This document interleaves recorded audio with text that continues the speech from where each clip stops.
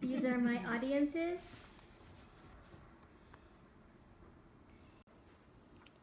Hello, my name is Julia, and my presentation is about behavior management for those with anxiety disorders.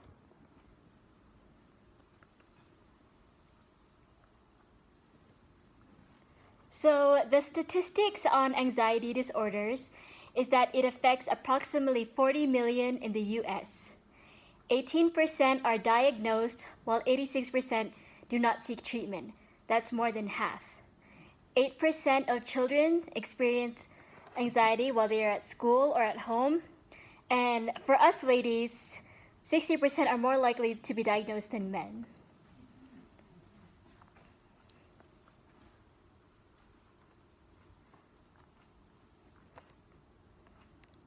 So, for the economic burden, it is a total of 148 billion for the mental health bill. These include all of the disorders of mental illness. For anxiety alone, the cost is 42 billion a year. That's about a third of the bill. And more than 22.84 billion are repeated use of healthcare services. These also include those who have mimic symptoms of anxiety, so they may not be diagnosed with anxiety, but if they have symptoms such as palpitations or panic attacks or fear of worry, then they're included in the 22.84 billion. So the different types of anxiety, I will also include here of the amount of people who are affected by it. Generalized anxiety is 6.8 million. Obsessive compulsive is 2.2 million. Post-traumatic stress disorder is 7.7 million. Social anxiety is 15 million, and specific phobia is 19 million. And I will go over these, what the different types of anxiety is in my speech. Anxiety is the number one cause of, or the number one mental illness in the US.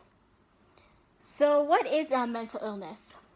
Mental illness is the result of emotional trauma, head injury, or exposure to certain chemicals such as marijuana, viruses, or environmental chemicals.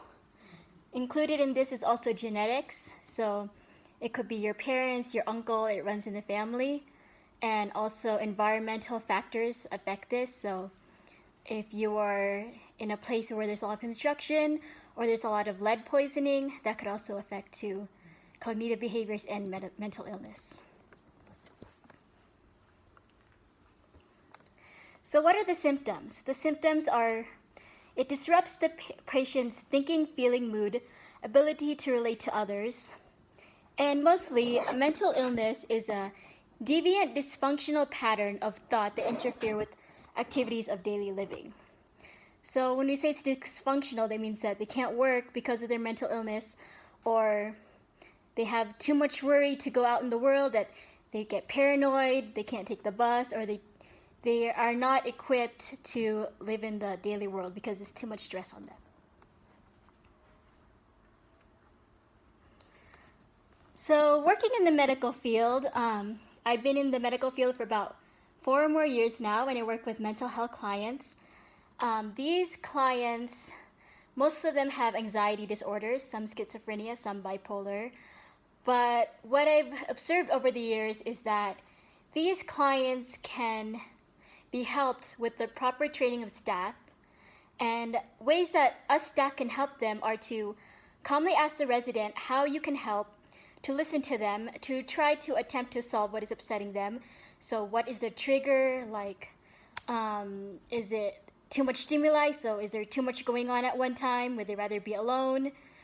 Try to find out the cause of the agitation, offer encouragement and understanding, and if you need help, ask someone to help you. If you ever feel threatened, or if the resident is threatening other residents, don't hesitate to call 911, and always inform your administrator, because she can also collaborate with other team members, such as the crisis line, and they can help de-escalate the situation.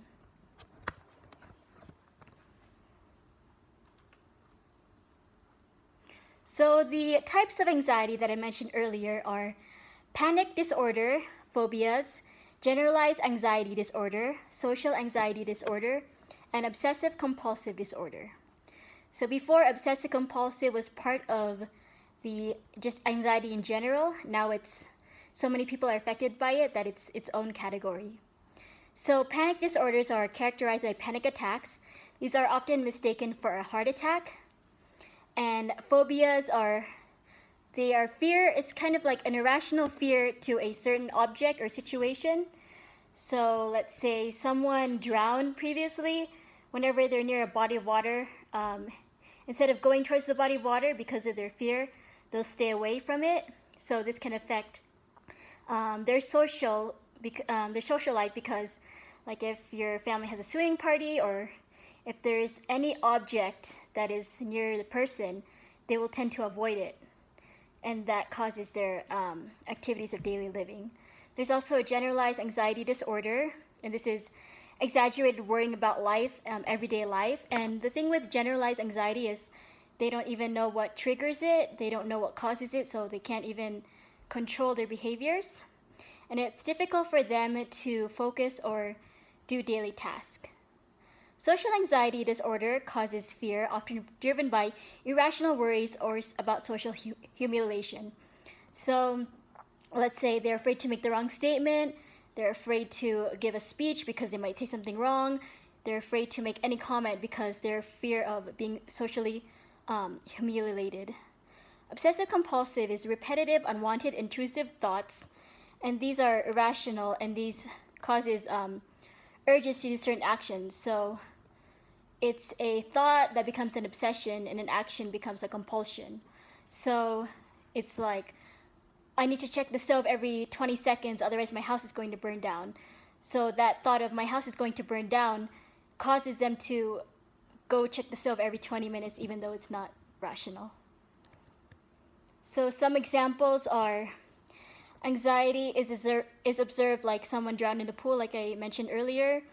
Another example of OCD is someone who's continually scrubbing their hands until it bleeds, someone who's counting the steps, and this is all due to feeling of lack of control. General anxiety, makes you tense and apprehensive, and this usually lasts for about 6 months. So if the person is experiencing the same symptoms for 6 months, that's when usually doctors diagnose it as general anxiety disorder. Panic disorders are episodes that they're brief and they're persistent, and it's part of the normal fight or flight response. They have shortness of breath, they have chest pains, they feel like they're having a heart attack, and they even feel like they're dying. And for us, we might just not consider it or not pay attention, but to them it's very real. And phobias are fear of objects or situations that trigger anxiety. And going back to the panic disorders, they can't control it, and it's like I've heard from some of my friends that it's like they want to jump out of their body and they just want to run, and they don't know where they're going, but they don't want to be stuck in that situation. Okay.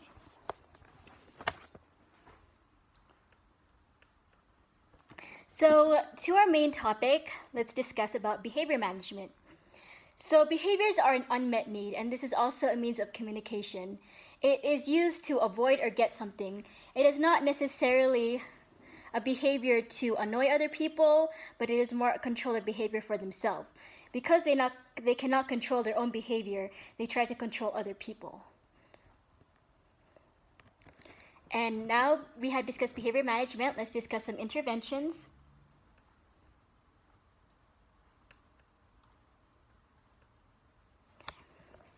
So the interventions that are useful are psychotherapy. This includes of cognitive and behavioral therapy.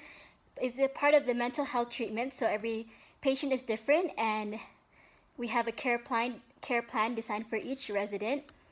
Medications, these include anti-anxiety and antidepressants. Complementary health approaches, so like stress relaxation techniques such as yoga and exercise. These have been proven to be helpful for anxiety disorders.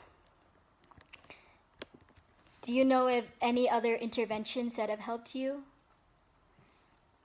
Like aromatherapy, eating. Eating is also a behavior as well.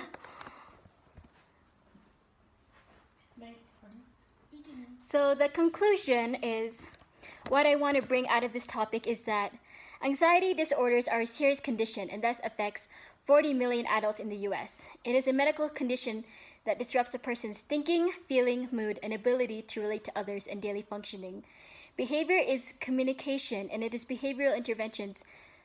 Behavior is a communication, and behavioral interventions do not seek to control others, but to exert more effort into their own behavior.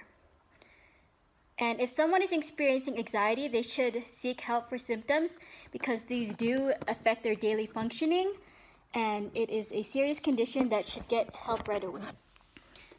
Do you have any questions about anxiety? Maybe we can have a copy of this topic so we can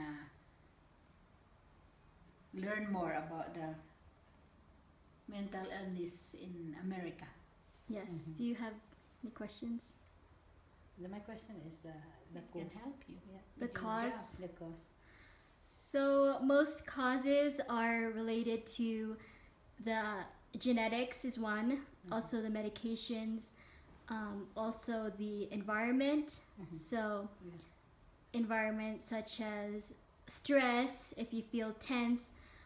It could also be something that you have extreme worry about, like if someone has a post-traumatic stress disorder. So let's say in the past they were in a house fire and that caused them extreme anxiety or extreme worry, and they didn't know if they were able to escape.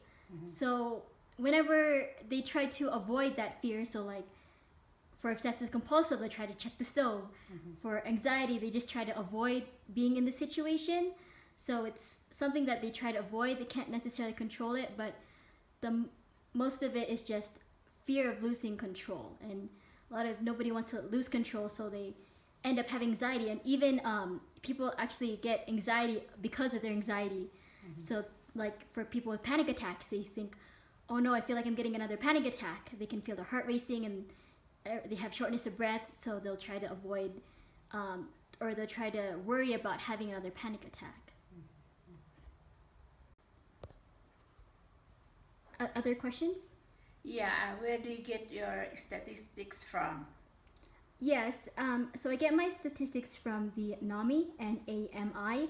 That's the National Alliance of Mental Illness, and they are the ones who also support those who have mental illnesses, and that is where I gathered most of my information from.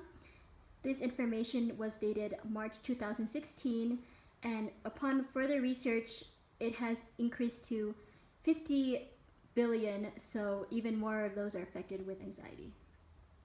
Okay. So that's it.